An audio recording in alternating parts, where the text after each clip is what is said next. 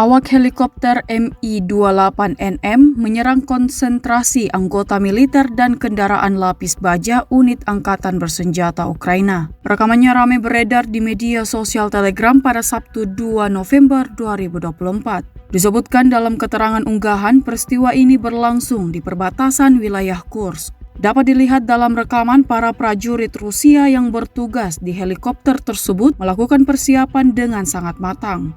Tanpa buang-buang waktu setelah menemukan titik musuhnya, awak helikopter Mi-28NM langsung melancarkan serangannya, seperti yang terlihat dalam rekaman. Menurut laporan intelijen, personil dan peralatan Angkatan Bersenjata Ukraina berhasil dihancurkan.